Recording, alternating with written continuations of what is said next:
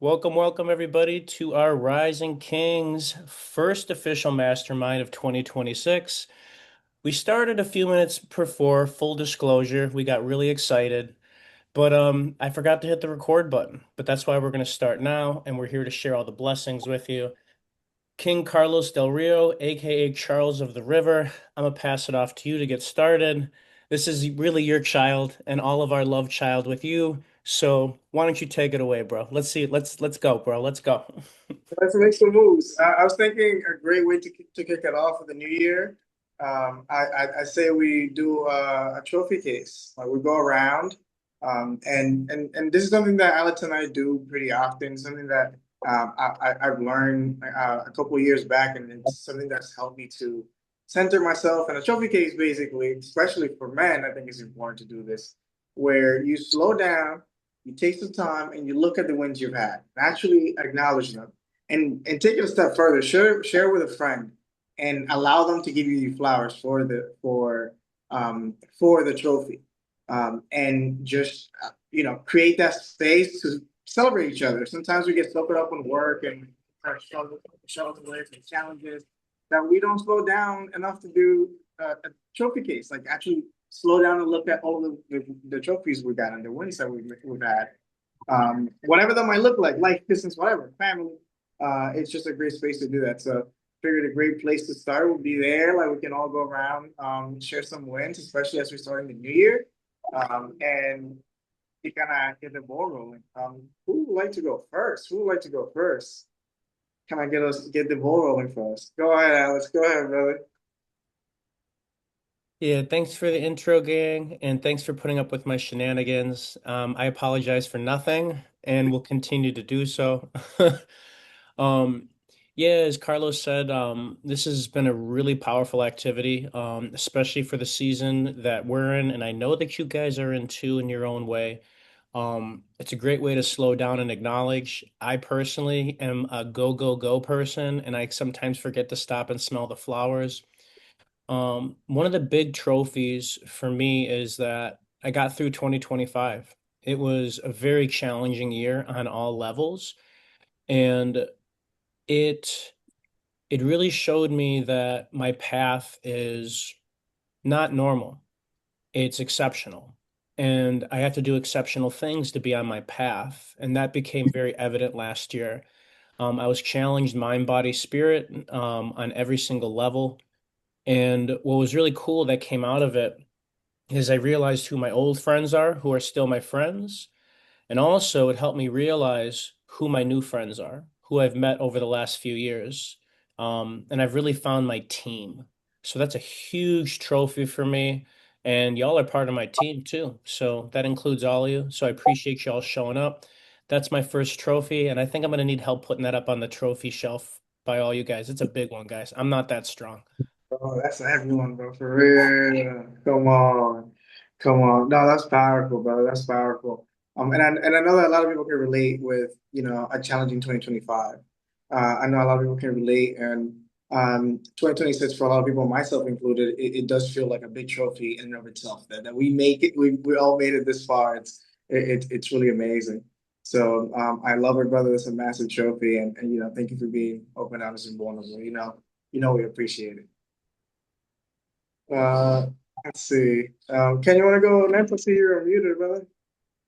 Yeah, certainly. So, like I mentioned before, like the biggest thing for me, and like I'm really allowing myself to take the time to reflect on it, is just the fact that I've been able to kind of get my habits in alignment, get a lot of things working in a way that I'm attacking them on a consistent basis, on a daily basis. I'm going to those non-negotiables that I really want to make sure that I'm focusing on. So I'm getting in the gym on a daily basis. I'm making sure that I have a moment of reflection, of meditation, some kind of window away from everything else that I have going on, even if it's just 20 minutes a day. Like that's a time that I've dedicated to myself. I've been a lot more intentional about connecting with people, about really showing up and being fully present in the conversations that I'm having and just in the interactions that I'm having with people. And at the same time too, like working on my diet. Like it's all little details that for a long time were just scattered all over the place and things that I knew were important, but I guess I didn't give them the importance that they required. And in doing all of that on such a consistent basis, I've just really been able to see just how much I'm capable of. And so that's really helped to kind of dissolve a lot of the limiting beliefs that I had and a lot of the excuses that I would set up for myself because I'd be like, well, I'm too tired to do this, or I don't have time to do this, or I'm too busy in my day. And in just like trying to prove it to myself, I'm seeing that, okay, yes, maybe it's messy, maybe this is still needs some restructuring, some organization, but the fact of the matter is, and I've heard this said in many different ways, like we all have the same 24 hours. So it's really just a matter of what is it that you really want to get done and how are you going to make it happen every single day. And that to me has just been a powerfully transformational experience because it's unlike anything I've ever done before. Bro, that sounds like you just broke out of the trance that a lot of people are living in. You know, Absolutely. that cycle, that, the rat race, whatever you want to call it, the matrix, whatever. Um, Being able to like really be present and intentional about your day and your life, like that's powerful, bro. Because it's not just awareness. A lot of people are aware, like they know that they gotta do better, but like actually being intentional and taking action and doing the things consistently, that's where a lot of people fall short, bro. So that's a massive, massive trophy, bro. For real, for real, for real.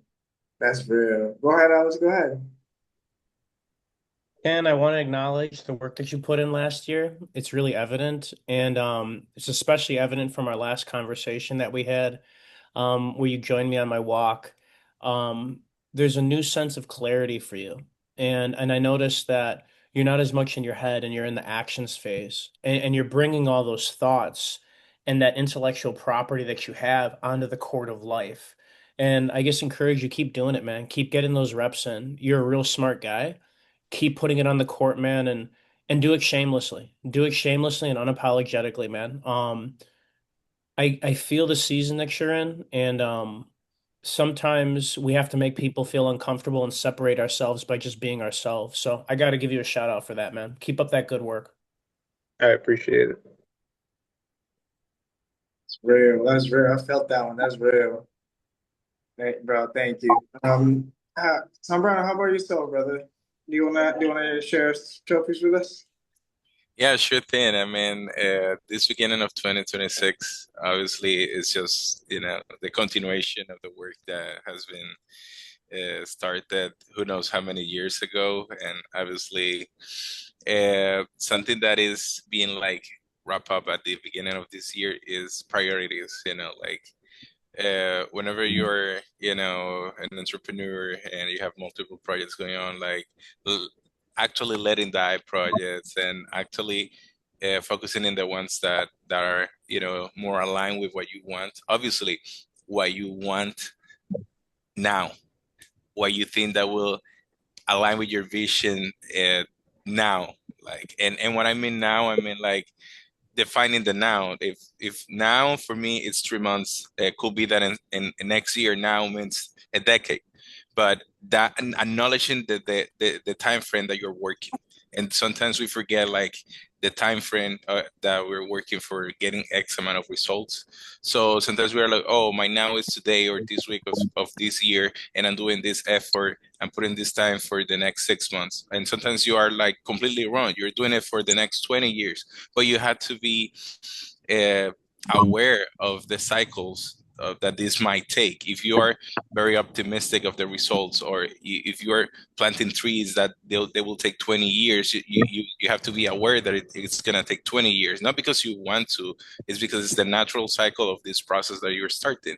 So understanding in each project that I'm part of was the cycle, and also give me the knowledge of how much time should I dedicate of my current 24 hours, as Ken was saying.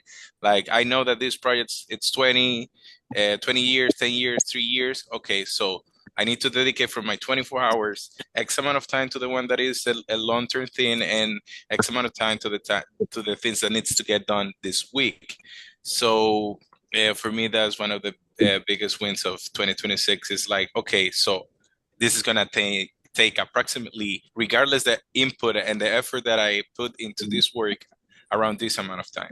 And a way to kind of feel how this uh, game is gonna play is based on historic approximation, pattern recognition, like other people, how long do they take for them? Just to brainstorm a little bit about how long it will take for me. Sometimes we're overly optimistic of the time frame, and sometimes we are the opposite. We're like, oh, it's gonna take 20 years to get there. Why? Why it will take longer to me? Why? Because the tipping point can be created obviously based on input, but you are the only one who knows the cards that you have. So it's like sometimes we don't play this card to expedite it because we everybody else took 20 years to get there. So maybe if you receive a different set of cards, it will take 10, but you're the only one who knows your cards. So I will say that uh, play them as you are the main player, instead of trying to play them as the other persons that they receive a different set of cards. My guys are dropping gems. I gotta pause. Go ahead, Alex. Go ahead. I'm taking it all in. Go ahead. Go ahead. Go ahead. Zambrano, what you remind me of, what you're saying, what it reminds me of is recently I heard this bit of advice, and it sounds exactly like what you're saying. It's like work with what you have. And I notice that when I work with exactly what I have, I'm able to live in reality and I can be the main player in my life. I noticed that I had the tendency to live in the future because I'm a visionary. And I noticed that when I can see what I have right now, it helps me understand where I'm at right now. And it also, as an entrepreneur, helps me realize it's all my fault.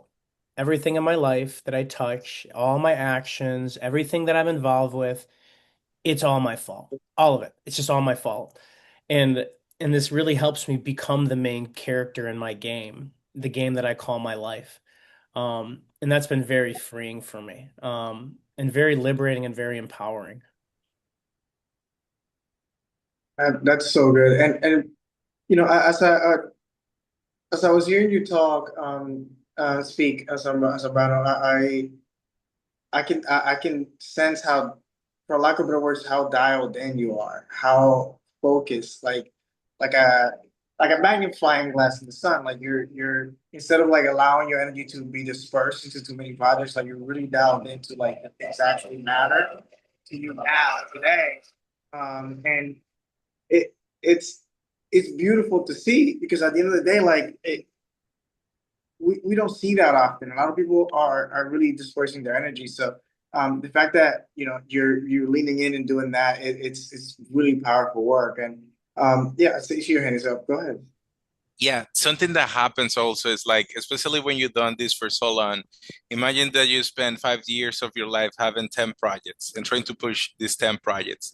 And then you narrow that to three or four, or let some die, combine a couple. The amount of time that you get and the amount of results that you get, because now you are so much efficient. Because, okay, you were not supposed to do that, to have all this extra luggage, but because you were able to manage those projects, now you're so efficient into the rest that you actually care, that you are like, wow, I built this resilience through this lack of priority. So now it's like, okay, since skill that I need to take advantage of, and don't forget how efficient I can get when I get messy with projects. So it's like, remember when you used to handle this amount of stress or task for 10 projects, and still use the same, let's say, force for the ones that you actually are diving into the deepest. And I think it has a lot that ability to focus and like really get dialed in on something and like kind of be able to get to that point where you're using the resilience that you built to really nail down the things that matter to you. I think a lot of it is founded on what Alex shared on um, that taking ownership. Like in my opinion, I'm a big believer in stream ownership. Like in understanding that your life is your fault. Like everything that it's in your life, every result that's around you is it's important as men specifically, and I think for all humans, of course, to be able to take that stream ownership of their lives, so that they can then decide what's for them and what's not. Because it requires for you to get to a point where you say no to a lot of things so that you can really nail down and focus on the things that really matter to you right now and where you think your energy is going to be best utilized and is going to get you the results that you want. Ultimately, your life at whatever time frame that might be for the cycle that you're taking on. Uh, like you said, some things might take a year, some things might take 10 years. So, like, once you really like in, then you can use your energy wisely and really tackle things with high quality, with excellence, rather than just coming at things half-assed, which is what a lot of people do, and then they're confused as to why the results that they're getting are the results that they're getting. So, bro, as you can see, you got me cooking. Y'all got me cooking. I'm very offended. Ken, I see your hands up, though, my brother. Go ahead. Clearly, you're cooking too. So part of what I think Zambrano is mentioning and is worth adding to the conversation is I think the power of like transmutation and what a powerful skill that is to be able to take the experiences that we face and look at them without immediately jumping to conclusions and just sitting with it and trying to find what the lesson is there. Because there's so much added noise when we sit there and we filter it through, was it a good experience? Was it a bad experience? Like, the important thing is, did I learn something? And am I at a place where I can take that learning opportunity and apply it? And so that's definitely a skill worth having. And it's a very powerful skill when you cultivate it to an extent that it just becomes your norm. And then all of a sudden, anything that happens to you is always going to be a learning opportunity. The other thing too is along kind of what we're all touching upon in terms of time frames is being, as we're all mentioning, realistic. Because I look at certain things like what Zambrano was saying, the complete opposite is what I notice most people do. And it's like they jump into certain things like a job or a career, more specifically a career. They look at something and they're like, oh, well, this will just be, a short period of time. Like, I'm just going to do this for a few years, and then this is going to be my springboard to the next thing. And you say that, but then there's no actual plan of what that's going to look like. And that 2, 3 years that you think it's going to be, next thing you know, turns into 35, 40 years, and you're still at the same job and doing the same thing, and nothing's changed because you never actually took the time to create that plan. And then other times too, you like almost enslave yourself into something because, like he was saying, you think, well, this is going to take 20, 30 years, or you don't even have the capacity to even limit it at that. And you're like, this is just going to take my whole life. And for some things, that's a good thing. For some things, you want to commit to that process of like, this is now the lifestyle that I've chosen myself. But when it's something very specific, very concrete, like a project, I feel like that's very limiting for you to immediately assume that this obstacle, lifelong treachery that you're going to have to deal with, and it could really be something that could take off in the next 5, 6 years as long as you're willing to be intentional about it. I think that's what it comes down to, is the intention, because you can make something lifelong, like you're saying, if you just half-ass it and you go about it like, okay, well, today I feel like it, today I don't, like, let me try this new thing and then come back to it 6 months later. Like, yeah, it's going to be a lifelong thing because you never actually wanted to get it done. Versus, and we've spoken on this a lot of times in the past, setting a deadline. At the very least, if you didn't get to it, you're probably a lot closer than you would have been if you just said, oh, this is going to take me the rest of my life. This is a lot more efficiency out of the time. It's optimized. You're going after something with a purpose.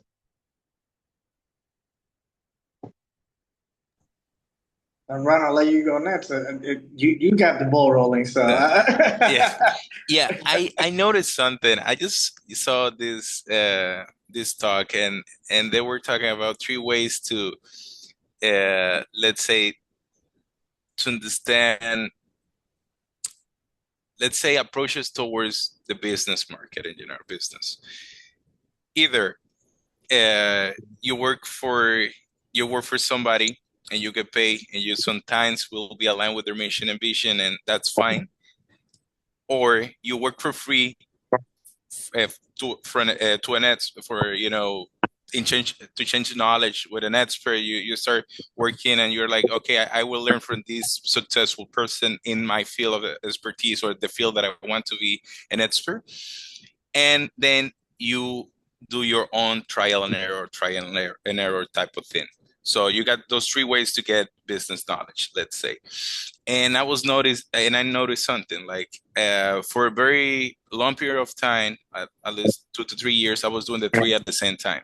I got a corporate job, and I was learning, and I, excited about this corporate job.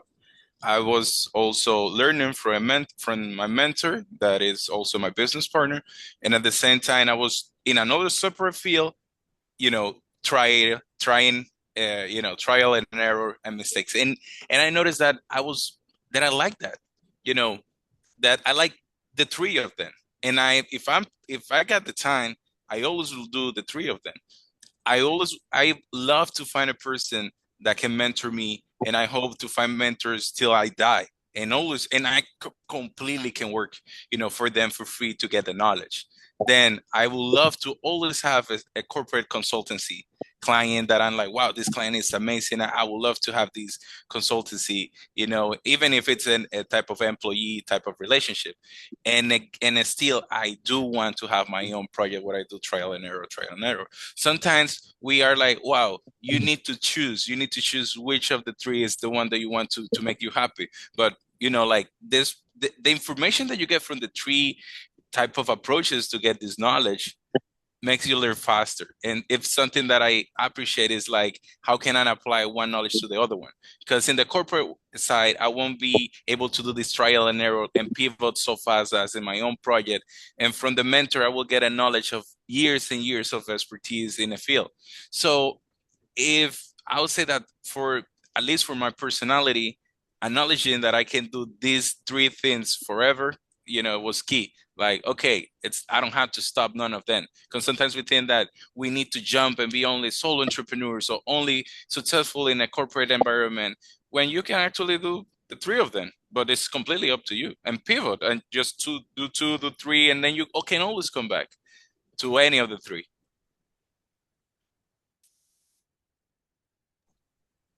my guys cooking. But I was saying, go ahead, brother.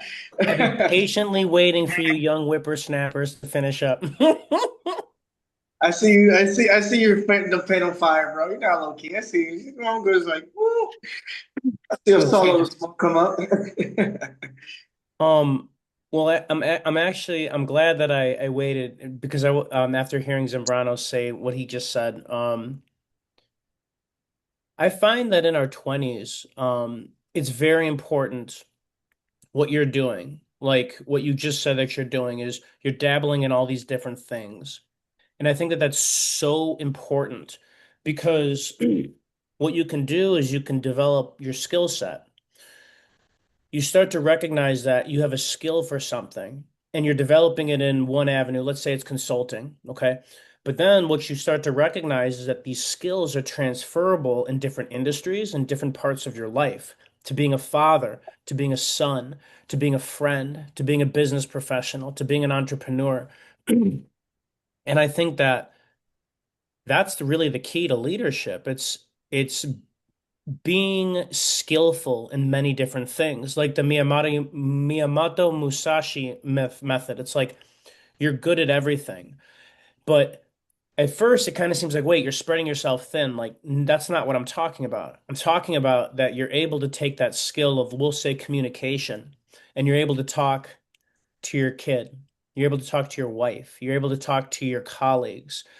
And from here, you can really develop that skill. And what I always appreciate is finding myself in situations where I suck. And I'm like, what skills am I lacking? What skills am I not good at? Um, and I like to be very open about that because I notice that when I do that, it really turns most people off and they're like silently judging me. And I love that because they're not the people I want to spend my time with. It's that one or two people that really take an interest to what I'm saying. That's the person I'm going to connect with. And a good example I'll share it with is, as most of you all know, is a lot of my work has been one-on-one consultation and evaluation. And from the get-go, when I was getting out of college, one of my last classes I took was internship in exercise sciences. And my college advisor, what he was saying to me, he's like, for this class, you can do any type of project you want just to develop, just to show that you have competence and you learn something at your internship. And I did my internship at a outpatient physical therapy rehab center at a hospital in Chicago. And I said, "Well, what do most people do?" And he's like, "Most people just submit a paper to me, or some people just they just talk to me and set up a meeting." And I'm just like in my head, I'm like, "That's fucking boring. I'm not going to learn anything from that." And what I went to, I was like, "Well, what do most students don't? What don't they do?"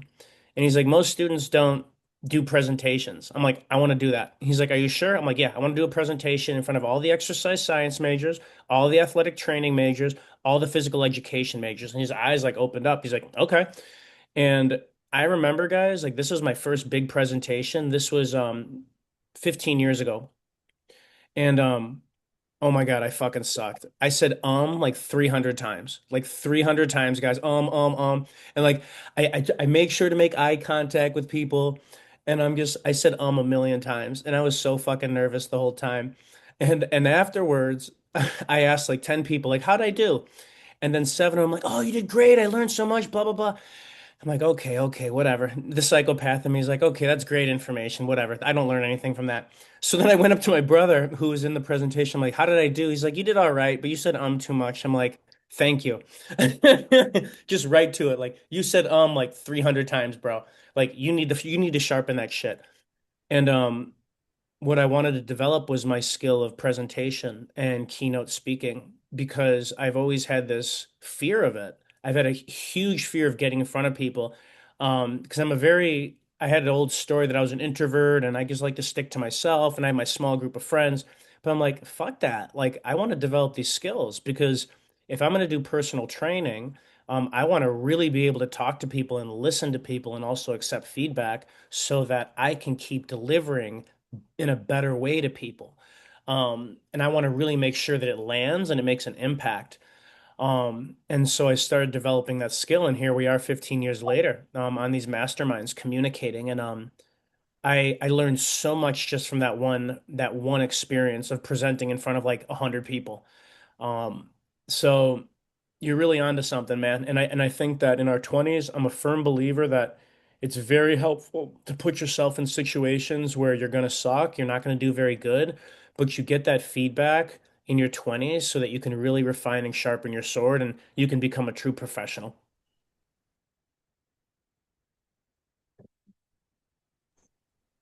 What comes up for me as I hear you guys, cook, is, the importance of the skill of learning. Like it really is a skill. A lot of people get it confused. They think that I'm not good enough for this, but most things in the world you can really learn. And if you really commit to eating shit for a little bit, you can unlock it. Like you can get really a lot better, whether it is the skill of presentation or the skill of being a mentee, which a lot of people, can have a tough time with, especially after you have a certain level of success. I know some people have, a pretty big ego when it comes to like humbling themselves enough to be a mentee to somebody, like have a mentor. And like you said, Brad, I can definitely resonate that. I want to have mentors till I die. Like I want to continue to learn my whole life. And I also find that, presenting is one of the most powerful ways to learn as well, because not only like you need to understand the things in order to teach it to people. And then it's a skill in and of itself. So it's a great complement to the skill of learning. And so I love that. I love that. Go ahead, Zambrano.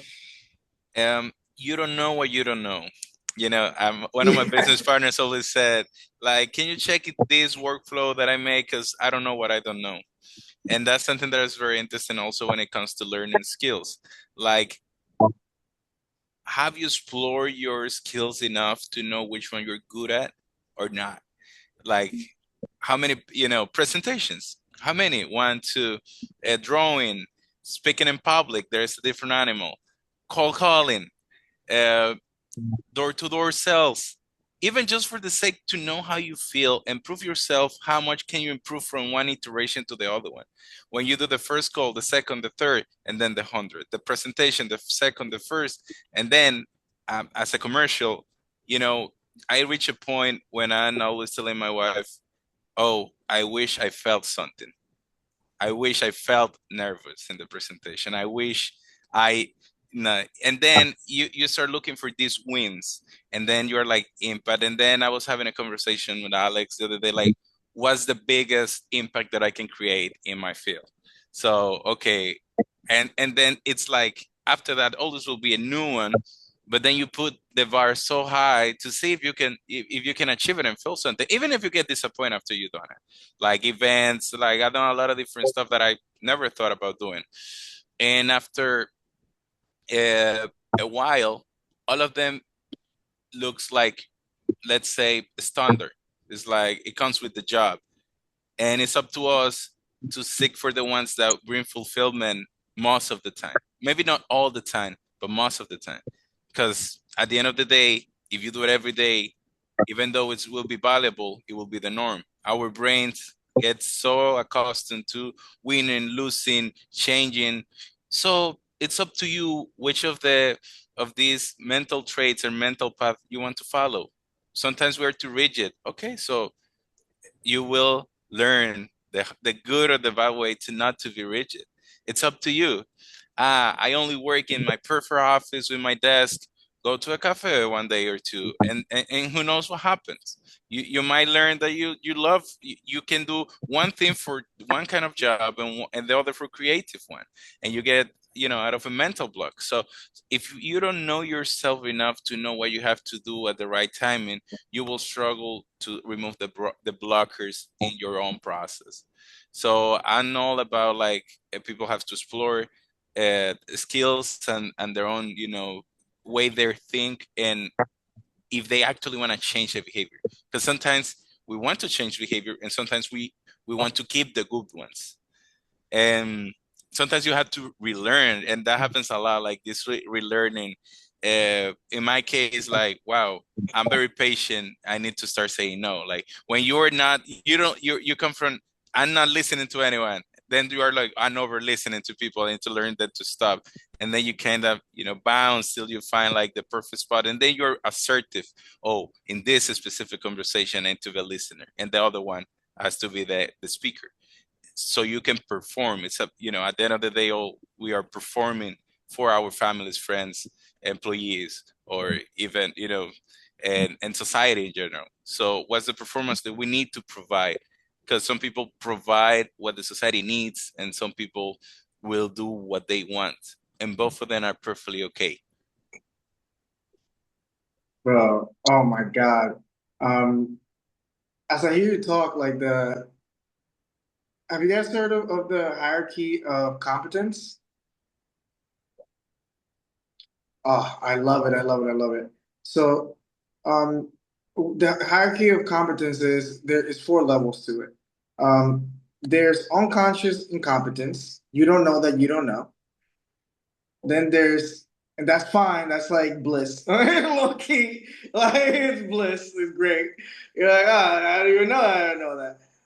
Then the second level of the hierarchy of competence is conscious incompetence. Now you know that you don't know, or now you know that you suck. Basically, like, you're like, I don't know that. And then the next level is conscious competence.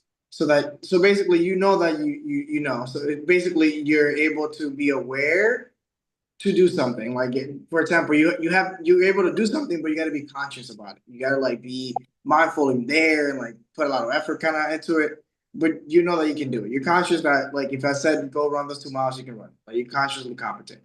But then there's that highest level, which is unconscious competence, where you're able to do it like mastery level. Like you're like Zambrano said, like you get to a point where you don't even get nervous about it. You're like, this is like I wish I could feel a little something about it. Like, it's light work. Um, and so I hear you in that when it comes, you get to a level where it's I'm chilling. Like I'm able to perform on such a level, whatever it is that I'm doing, that I could do it like without even thinking about it. And sometimes like like in life, like I've had that feeling too, where I'm like I want this to give me a little oomph. Like, come on, like give me a little something. Like this shit light work. Like, bro, I'm able to run up a mountain and do a backflip and like do all this cool stuff, and I'm just like, all right, cool.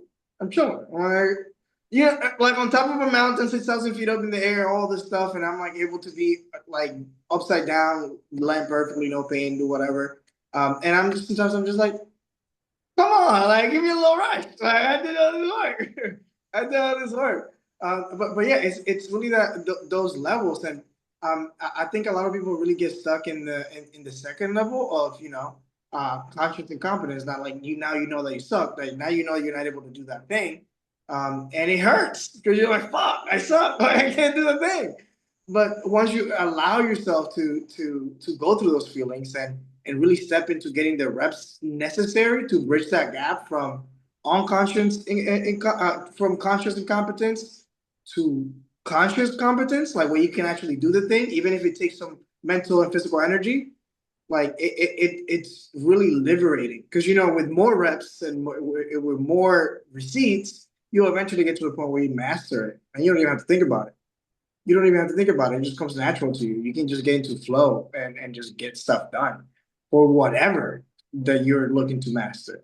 And I think there's so much beauty in that. I think there's just so much power. So, Ronald, go ahead, brother. I got all your Yeah, hands yeah. up. I Right now just got a for real. question to God. see your opinion, guys. Like, what's the difference between your nature and your second nature?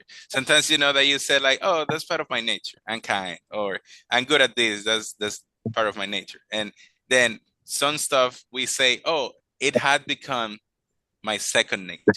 So I want to hear your thoughts in what's for you your nature and what's your second nature. So I'll answer your question. I see you guys' hands, but like I'll answer your questions from my perspective. Like my nature, from it's like my humanity, like this body. I would say that's like this vehicle that I drive around this planet. Whereas my second nature is that source, that connection to something bigger than me. That's something that's like doesn't have words, that's unspoken. That kind of drives me. You can call it instinct, you call it whatever. Um, Internally without me even being aware of it or even sometimes understanding it. So like for me, Nate, when I think of my nature, like that's like my genetics, like my this body, like or evolution and all that stuff. But my second nature is that deeper side of me, like that real side of me, in my opinion. So that's what comes up for me as I hear your question. Does that make sense? Yeah, Let, yeah. let me know if I'm not, because sometimes I don't. But to me, it makes sense. I don't know. You guys Yeah, can. sure thing. Sure thing. Because my thing is like, okay, so maybe what we call second nature is what resonate with our nature. Like like so. I just want to make sure if it's about developing or resonating, with your nature. Hmm. Yeah, that's interesting. I would say both. I think it's really about alignment, right? And integration of all of ourselves in every way. So I think it's a little bit of both. But yeah, I'm not sure whose hand was up first, and this doesn't tell me. So, who? Ken, go ahead, brother. I see you muted. Yeah, go ahead, brother. I was just gonna say that for me, it shows up in the way the hierarchy is built. That between the step of conscious incompetence and conscious competence, I believe personally, I believe that in between those steps, there's a necessity for a bit of ego dissolution, of a challenging of one's pride, basically a moment of humility in that understanding that you are incompetent. I think that's where the challenge lies for a lot of people is facing that and saying, well, what's the point of even trying then if I'm just going to suck at it? Whereas the people who are able to climb that into that next rung of the ladder, it's like, okay, I know I suck, but in knowing that I suck, I know I can get better too. And if I can get better, then it's possible to learn it, at least to an extent. And in that willingness to try, in that willingness to go through the process, you realize, oh, I don't actually suck at this. I just didn't know all that much. And so I think that's kind of like the limiting factor, the thing that the barrier to entry, if you will, to be able to overcome that. Because if not, I mean, it's really hard to be able to embrace that change if you're just like, oh well, like I'm just never going to get this. And that's a lot of people fall into that trap really quickly of just like, all right, well, I tried and it didn't work, so it's just not for me. I can't do it. Period. Mm. Joe Rogan has a quote that I really like: "Find the joy of something, of sucking at something." And there's power in that. Like a lot of people shy away from it. They discover that they suck at something, and they're like, "Oh no, I could never do it." Instead of like finding the joy in like unlocking it, like a video game. Like, how can I actually get to that level? And for me, it's really a mind frame thing. Like for me, it's really about seeing those shortcomings or whatever you want to call it, the things that we're not good at, as challenges. And I like to say to myself, I love challenges. So great. That gives me an opportunity for me to unlock this, to really overcome this challenge.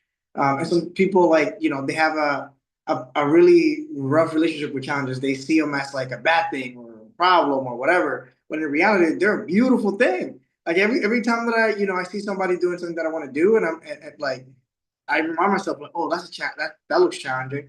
Awesome, I love a challenge. Let's figure it out. And I'll do whatever it takes for me to figure it out. Like whatever is necessary, whatever is required, I'm gonna get the reps in. I'm gonna do whatever. If I really want it, like I said, I do. I'm gonna do whatever it takes for me to move from that, unconscious competence, unconscious conscious incompetence to that conscious competence. So I love it. I love it. Go ahead, Alex. Go ahead, my brother. Man, so much has been shared. Honestly, I like knew we have to record these. I knew it. I got all these downloads. I'm like scribbling madly right now. I appreciate that, Kings.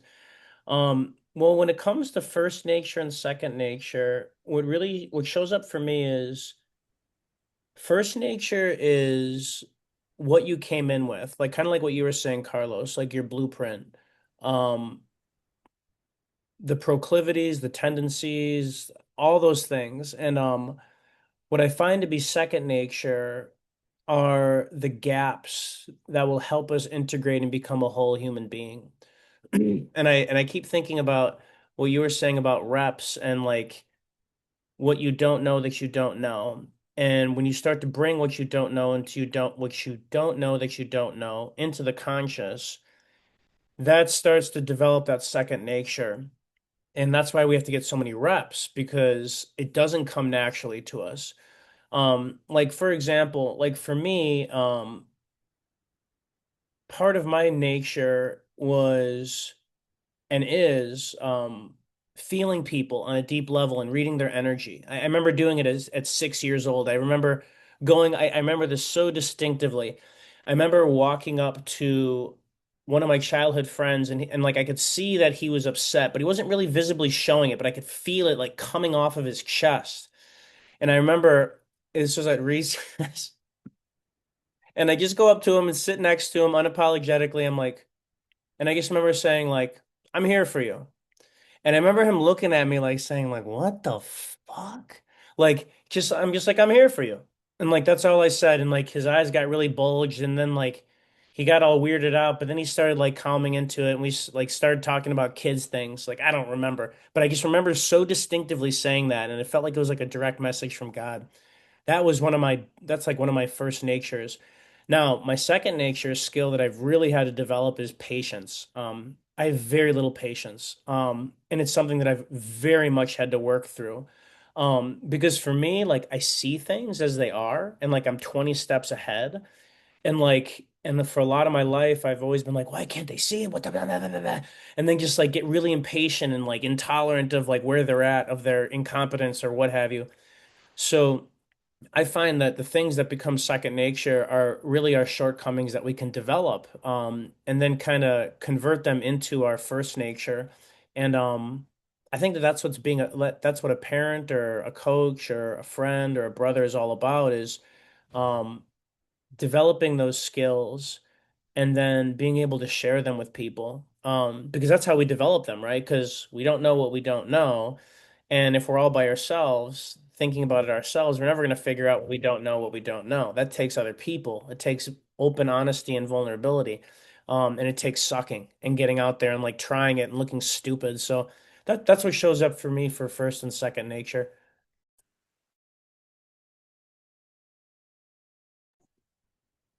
Guys, come on. I think moving into Thursday was a good call. I'm just gonna say that. I'm just gonna say that. Sombrano's got us out here cooking, bro. Come on. Come on, bro. It's such a good question, bro. And it really opens up the door to so much. And um yeah, honestly, something that comes up for me as well is in this book I read a couple years ago, maybe 3 years ago, maybe 3, 4 years ago. My mentor, Brandon Shoden, actually put me on to. It's called the Greatest Networker in the World. Um, Fucking fantastic. It's tiny. It's like 40, 50 pages. It's tiny, tiny book, but it's really powerful. And in the book, there's this guy who's really successful who takes on this mentee, and he gives him a book. And he's like, hey, um, here's this book. And the book was called What You Don't Know That You Don't Know. And it was a really thick book, like a really thick book. And he's like, all right, here's this book, shit ton of pages. When we meet again tomorrow, like I expect that you read it. And the mentee was stressing. He was like, "Oh my God, what could this book be about?" He's like, he goes home to his wife and he's like, he's expecting me to read this whole book. Like, how am I going to read this entire book by tomorrow? But this guy's a millionaire. I got to read it. I'm just going to not sleep tonight, whatever. And he just kept pushing it off, kept pushing it off. And he got late at night and he's like, ah, fuck it. I'm just going to start it at least. And he opened it up and the book was all blank pages. There's no pages in it. And what when he talked to his mentor, he was like, "What the fuck? Like, oh, yo, what?" Like, what? I was out here stressing, and the mentor basically shared with him that every book that we open is that. Why you don't know that you don't know. And when you're open to that, then you realize that there's a shit ton of books out there. Like you can just replace the cover of every book in the world to what you don't know that you don't know. Because once you open it, you realize like, oh, I didn't know that. Like, oh shit. So it allows you to just, not get so stiff and stuck on like, oh, I need to know. And like you're gonna die and there's gonna be books that you never read. There's gonna be so many things that you don't know that you didn't even know. And it's so powerful to lean into that and find the beauty in that because sometimes we get really scared as to just opening up the book and being willing to jump into that unknowingness, jump into that conscious incompetence without fear, and finding the joy in it because it's so amazing. It's so amazing. That's why I love reading myself. But yeah, like it's an amazing book, and like I know, every time that I'm like, I'm doing any kind of connecting, I love sharing some blessings. So if you haven't read The Greatest Network in the World, please read the Greatest Network in the World. It's amazing. It's a great business book. It's a great networking book, of course, a great social book, and it has so many. There's awesome tools in there. It's by John Milton Fogg. And if you're not a reader, I even highly recommend going on YouTube and look up the audiobook for it. I think it's like a couple of hours. It's for free on YouTube. and it's honestly, in my opinion, better. I have the physical version. I usually get like a bunch of them and I give them away. I don't have one right now because I gave my last one away. But the audio is even better because you can hear the conversation between the mentor and the mentee. And that's just one of the blessings in that book. That importance, and I just love it. But yeah, go ahead, Alex. I just have to share the blessings. You know, I can't. I gotta be a river and not a reservoir. I gotta share the blessings. I gotta share the blessings. So I just want to add just a little side note, a little asterisk. This mentor and mentee relationship, and he was having him read like a really long book. Is that what it is? But it had nothing in it. Nothing in it, and Well, he was terrified. what I was gonna say is clearly that this story and this experience happened way before ChatGPT. Otherwise, he wouldn't be stressing. Yo, what does this book say? What does this book say, real quick?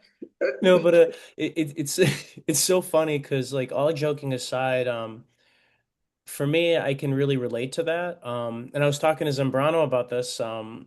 Awesome conversation, by the way, bro. By the way, you helped me have a huge breakthrough on that day too, by the way. And I'm gonna share that after this one.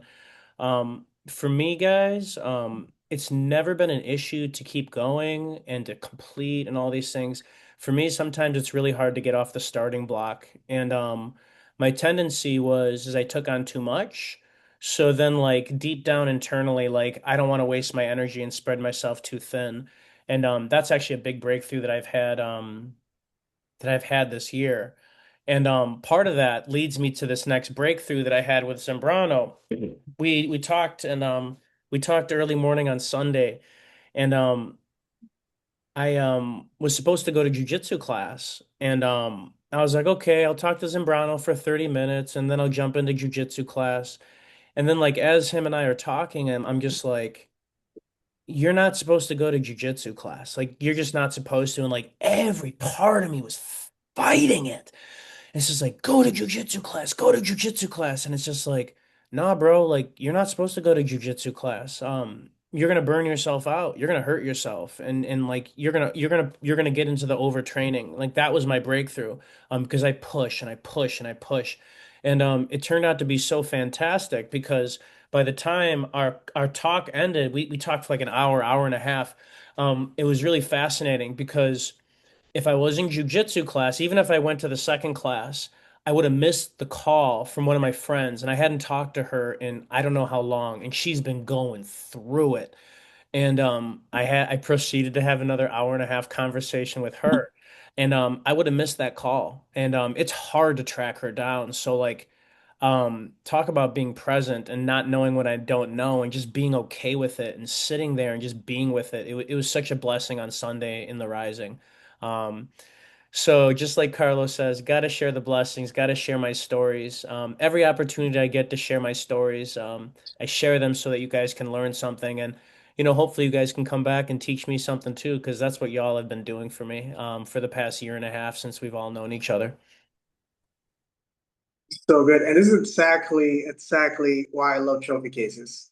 Like we're already at an hour in, like it just really flows. Once you start really opening it up, like all the blessings, all the downloads that we get really start coming out. And I personally love to do trophy cases with my friends. So like I highly recommend you guys do that too. Like call a friend and be like, yo, I just want to do a trophy case. I just want to like, can we just talk about wins? Like whatever you want to call it, but just go out there and do that.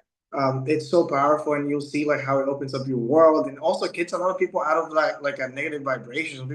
Some people get stuck in like negativity or sadness or depression, and like you could do that, but like, what if you lead with that trophy case and like start off there, start with some wins, then we can talk about the heaviness. Like it can open up a lot of people, and it's really helpful stuff.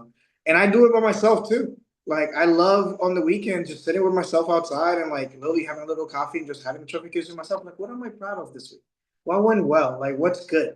Like, I just sit back and I really look at my trophy case. It's really powerful stuff. And look at this amazing conversation. We're already past the time, so like, I'm gonna cut us off there. Alex knows, so we sometimes we gotta cut it off because we'll keep cooking.